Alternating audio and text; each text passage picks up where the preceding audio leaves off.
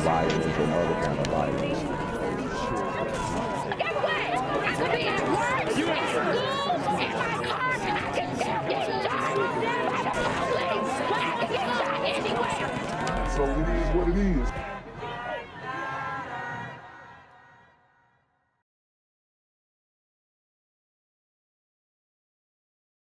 What's good, YouTube? It's the Black Gen Z Mindset. Make sure you go ahead and like, comment, share, subscribe. Let's get into the video. We now go to that horrific attack at Times Square at the subway station there, where an Asian woman was pushed to her death in front of a train by a suspect who the NYPD says was out on parole. Fox 5's Jessica Formoso is live in Midtown. She's been following this today and has the latest for us there. Stop Asian hate. Stop Asian hate. Man, I've been telling you guys that the Stop Asian Hate crime bill was specifically created for black men. Specifically created for black men who have devolved into super gremlins. I'm telling you that right now. Okay? It's a big problem. Jessica. Good evening, Arthur. We now know more about the suspect. He is Simon Marshall. He has been charged with murder. Now, when he came out of the police precinct, he came out in handcuffs. He came out yelling and admitted to us that he did shove that woman onto the train tracks. Police say this homeless man, 61-year-old Simon Marshall, shoved 40-year-old Asian woman Alyssa Michelle Go. You 61 years old, bumming, homeless, dusty, still, I mean, at this point, we got to keep it a buck about these super gremlins in the community. This is a grown-ass man.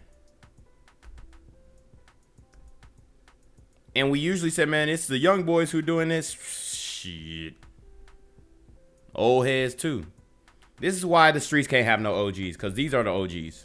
Onto the train tracks of an oncoming southbound R train Saturday morning. Did you push the woman on the tracks? Yeah, you got me down. Yes, I did. The NYPD says Go. This man was happy to admit that. This is the time these super gremlins are on, bro.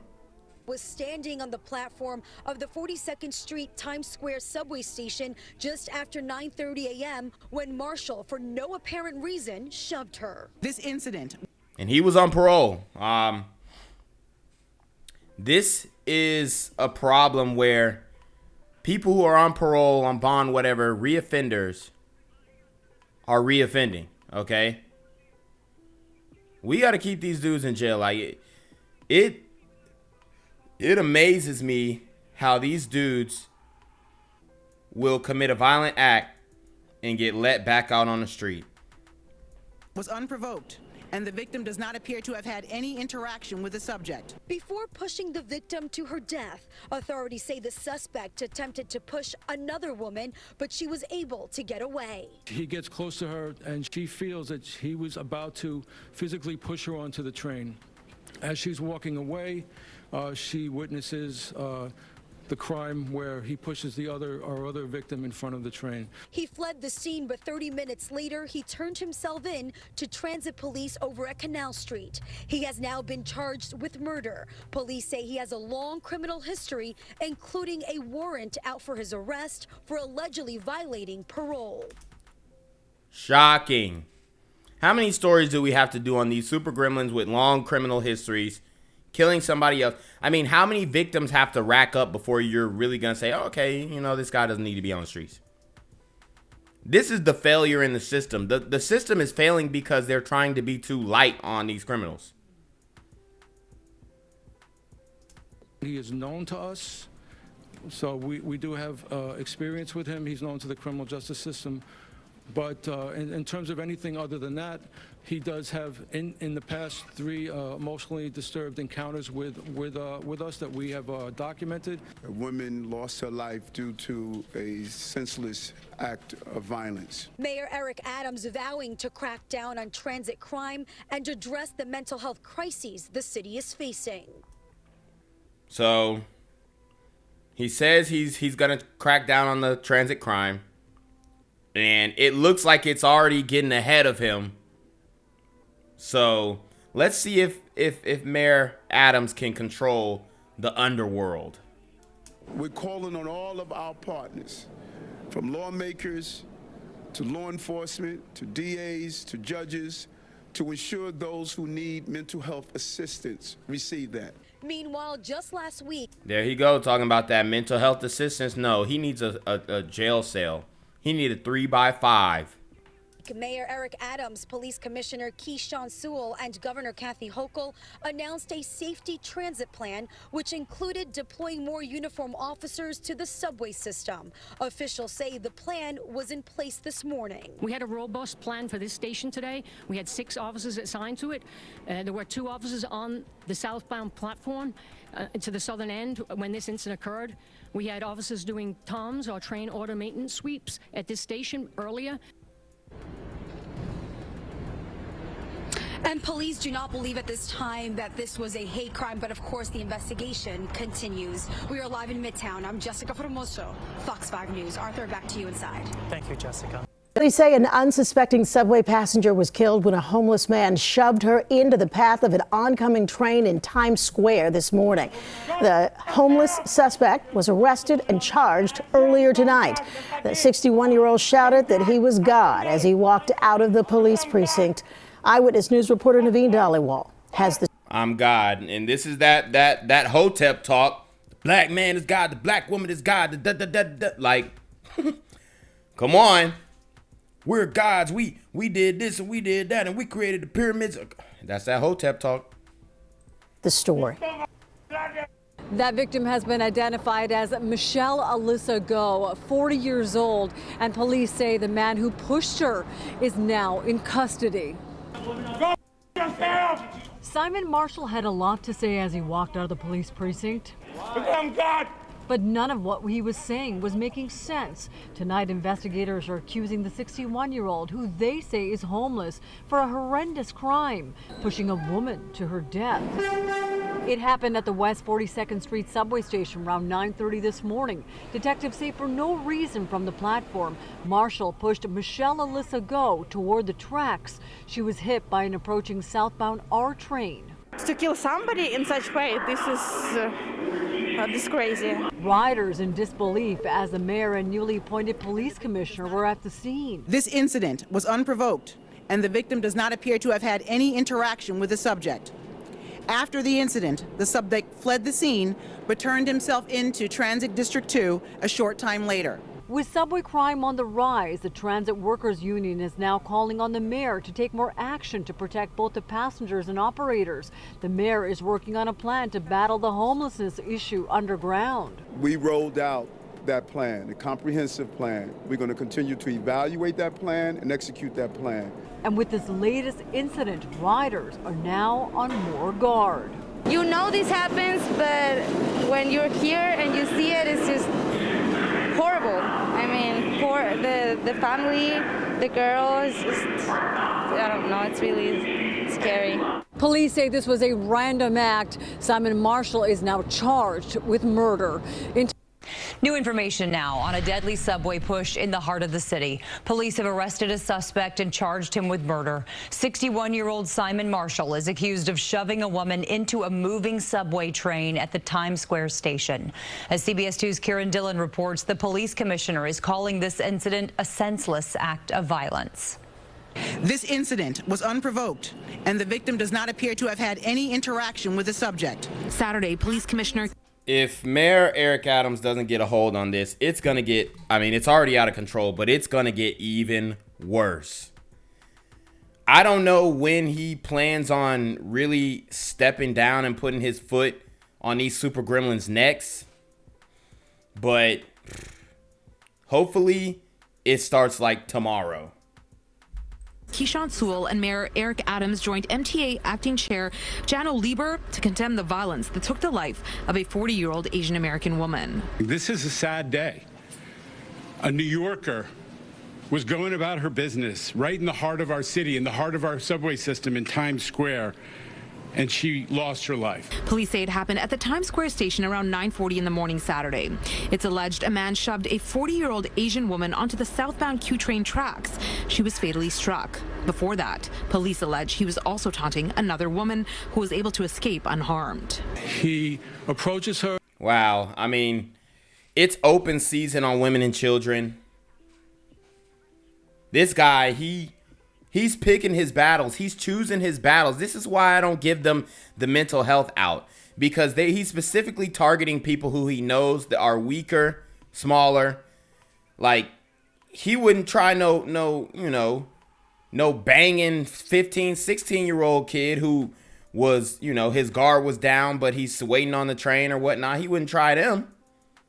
So he knows exactly what he's doing, and he knows that, hey, she's smaller, she's a female, she's older. I can get over on her. I can get the best of her, right?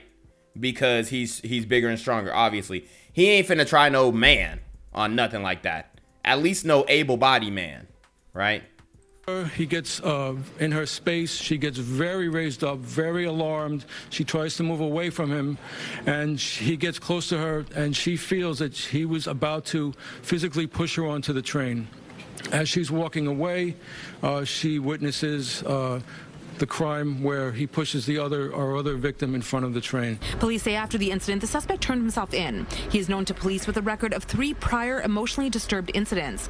Officials add there was a warrant out for his arrest for allegedly violating parole in connection to a previous robbery. I find it very disheartening to see this. It's a sign to me that the city is starting to fray. Last week, the mayor and governor announced a joint safety plan to make the subway system safer. It includes teams of trained mental health professionals working to get the homeless off the subways, as well as bringing desk officers and patrol cops into the system. Are those mental health workers going to be strapped? Because if they're not, these homeless men are going to start taking them out too. That will free up transit cops to ride trains. The mayor is now reiterating that plan. We're going to continue to do everything that's possible to make our subway system safe. As for the suspect, sources say he had previous addresses in the Bronx, but was currently homeless. In Midtown, Karen Dillon, CBS 2 News. And Governor Hochul tweeted, quote, horrified by the tragedy at Times Square today. My heart is with the victims' loved ones and with all who witnessed and responded to the devastating incident. We will continue working with the mayor to ensure everyone feels safe in our subway system. Here's some perspective. According to the latest data from the NYPD, there is a more than 100% increase in overall transit crimes in 2022 compared to the same time last year. Look at that. The same time last year, there were 28 transit crimes. Now, double that. Over 55. Like, this is crazy. 58 transit crimes. Literally doubled that. Last year, 58 incidents in the first 9 days of 2022 compared to 28 in the first 9 days of 2021. We know that much of the gun insanity sweeping New York City rests on the shoulders of violent street gangs, sometimes young teenagers who often have been charged as minors for some heinous crimes. Well, tonight, perhaps a step forward in stopping that slice of gun violence. 17 alleged gang members, some of them young, indicted for shootings in Brooklyn that include 4 people killed and many others wounded. Here's New Jersey reporter NJ Burke.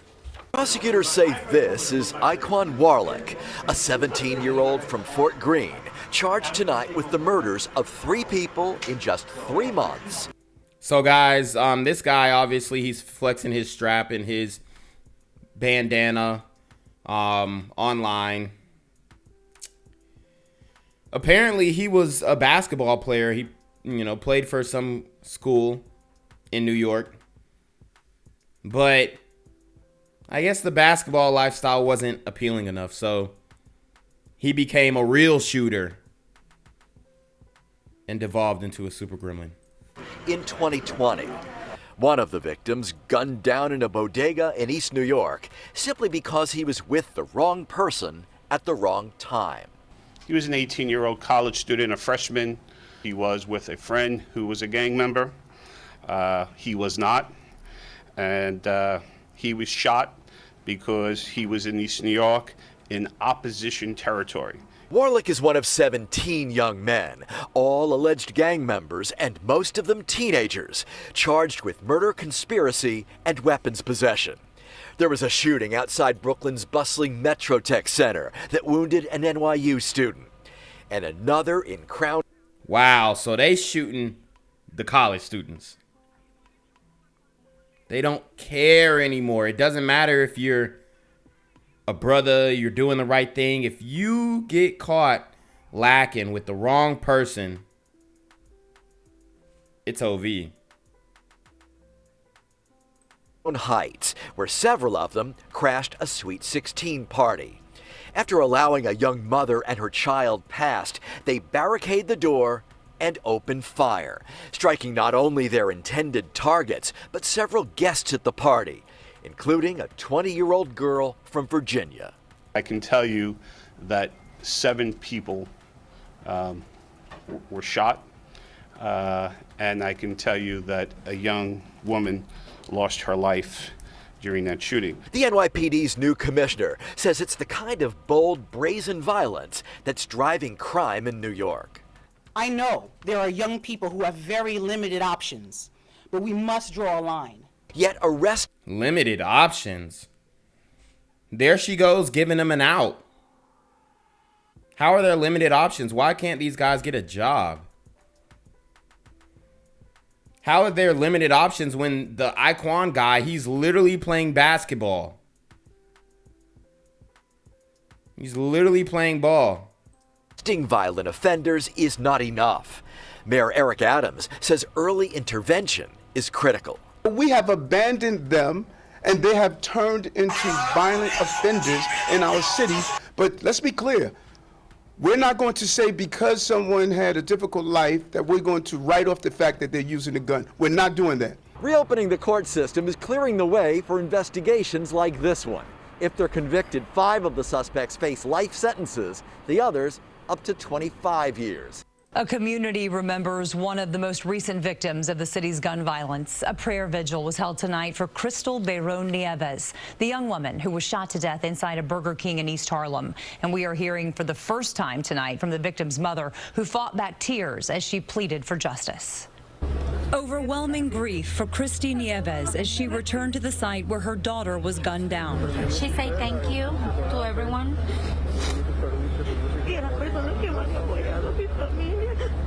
And everybody that be there for me in this moment. Wow. And this is gut-wrenching, man. This is the stuff that really hits home. When you start seeing the families of these slain victims, and slain by super gremlins, I might add.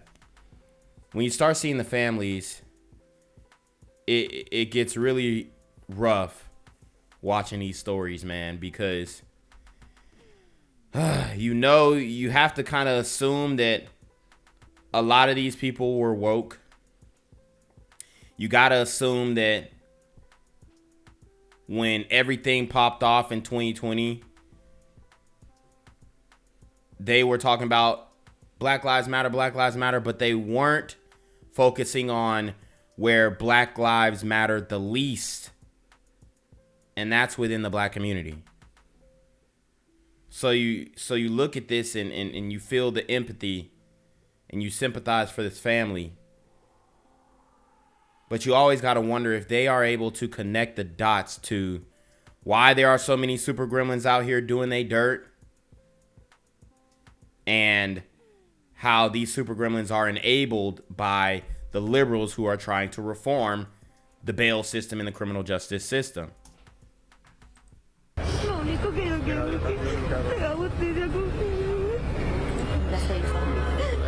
She just wants justice for Kristal.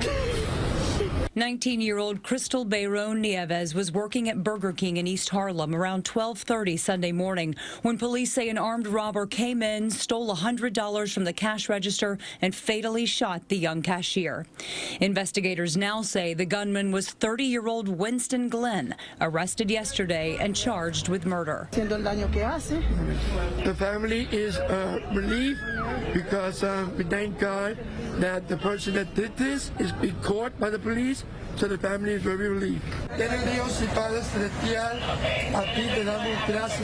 Outside the fast food restaurant, prayers and memories from those who knew Kristal Nieves best. I wanted to be a doctor or a lawyer, and she was telling me to go for it, to finish school and do it. Our store has suffered, like all the co-workers. She did not deserve it. Kristal Nieves says she prays justice will be served.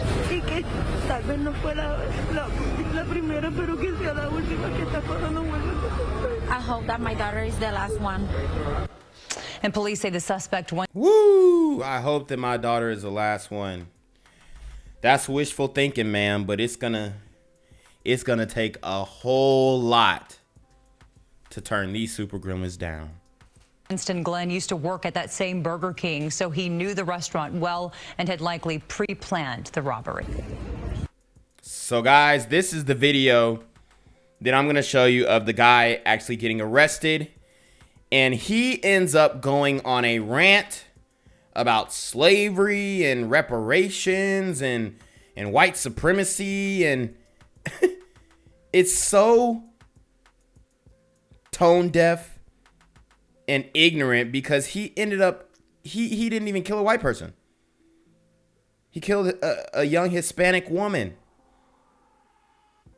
She had nothing to do with slavery. Her family probably had nothing to do with slavery. But yet you got this man talking about some reparations, and this is this is the disconnect right here. This is the excuse making right here. This is the victim mentality. And when you listen to his voice, you could tell that he is an immigrant, so he probably wasn't even a slave.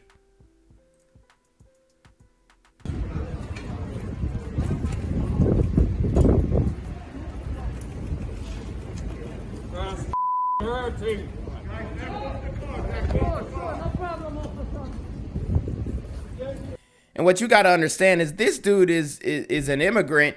His family never experienced slavery. He never experienced slavery. These dudes are not experiencing no real racism, man. Come on. This is what irks me. Like, dudes talking about, oh man, the system, man, y'all ain't never had no white person tell you you can't do nothing. Stop it. Stop it.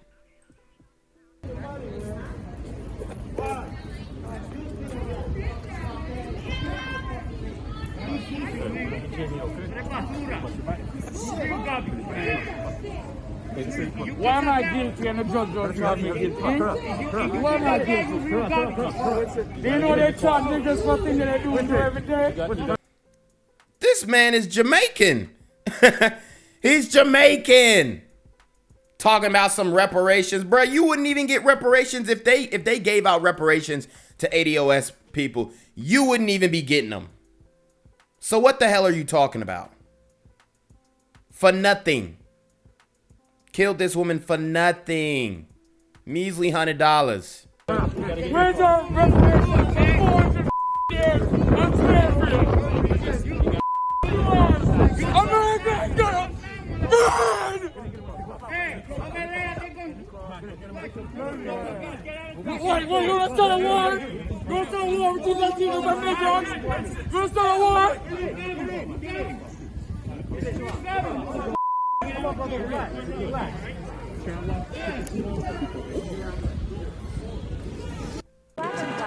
Gang violence and other kind of violence.